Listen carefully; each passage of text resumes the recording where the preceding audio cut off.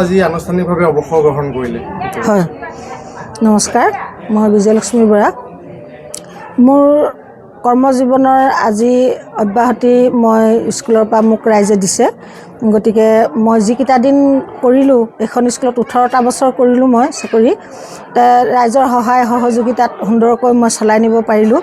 মই ৰাইজৰ লগত যেনেধৰণে যোগাযোগ কৰিব লাগে ঠিক তেনেধৰণে কৰিলোঁ। কৰ্মময় জীৱন মোৰ ভাল। এতিয়া যি নতুন প্ৰজন্ম আছে, আপোনালোকৰ যি নতুন চাম আছে, তেওঁলোকক কি উপদেশ দিব, কেনেধৰণে আগবাঢ়ি যাব লাগিব? অথনিও মোৰ বক্তব্যত কৈছোঁ যে গাঁৱৰ ৰাইজৰ এখন বিদ্যালয় বা এটা অনুষ্ঠান চলাবৰ কাৰণে গাঁৱৰ ৰাইজৰ সহায় সহযোগিতা নিশ্চয় বিশেষ প্ৰয়োজন। তেওঁলোকক কৈছোঁ মই সজাগ হ'বৰ কাৰণে যে মই গৈছোঁ হয়, তথাপিও স্কুলখন মই যেনেধৰণে বনাই থৈ গৈছোঁ তাতকৈ আৰু উন্নত কৰিব পৰাকৈ তেওঁলোকৰ সহায় সহযোগিতা নতুন প্ৰজন্মক অনুৰোধ কৰিছোঁ যে যিবোৰ ল'ৰা ছোৱালী স্কুললৈ নাহে বা ইৰেগুলাৰ হয় তেওঁলোকক ঘৰলৈ গৈ যোগাযোগ কৰি পেলাই যাতে অনাৰ ব্যৱস্থা কৰে।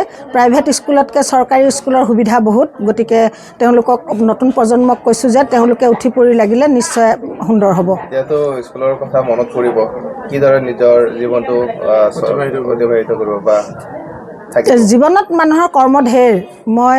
মোক অলপ কন্দুৱালে, কান্দিলোঁ মই ভাষ্যত। তথাপিও মানে মোৰ এনেকুৱা এটা ভাৱ যে মই এইটোৰ পৰা অব্যাহতি লৈছোঁ, কিন্তু আৰু এটা কৰ্ম মই নিজে উলিয়াই ল'ম বা ঢেৰ আছে।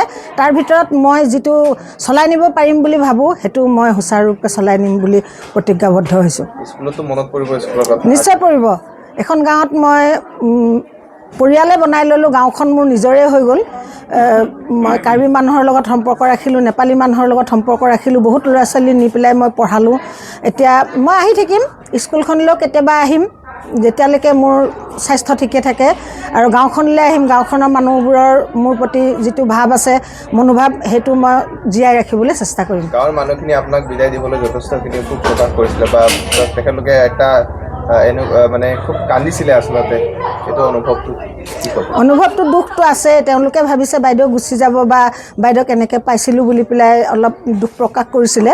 তথাপিও মই তেওঁলোকৰ লগত থাকি মোৰ যোগাযোগৰ দূৰাভাষৰ নম্বৰ আছে, তেওঁলোকেও কৰে মোৰ লগত, ময়ো কৰিম তেওঁলোকৰ লগত। তেনেকৈয়ে তেওঁলোকৰ লগত যিমান দিন থাকোঁ মিলিজুলি থাকিম। স্কুলৰ প্ৰেচিডেণ্টক কি ক'ব আপুনি? স্কুলৰ প্ৰেচিডেণ্ট এতিয়া আগতে মই যিজনক ৰাখিছিলোঁ বা তেখেতক এতিয়া আকৌ নতুনজনে ৰাখিবনে নাৰাখিব, বা আমাৰ ইয়াত এটা নিয়ম আছে যে পেৰেণ্ট গাৰ্জেণ্টেহে ইয়াৰ প্ৰেচিডেণ্ট হ'ব পাৰে। এইটো আমাৰ চৰকাৰী ফালৰ পৰা এখন হেৰি আছে, জাননী আছে।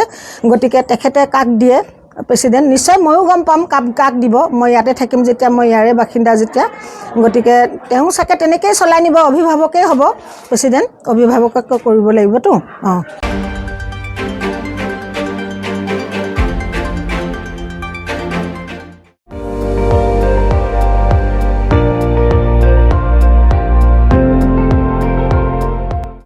আপুনি চাই আছে ND24, সৰ্বশ্ৰেষ্ঠ নহয় সৰ্বোত্তমৰ দৌৰত।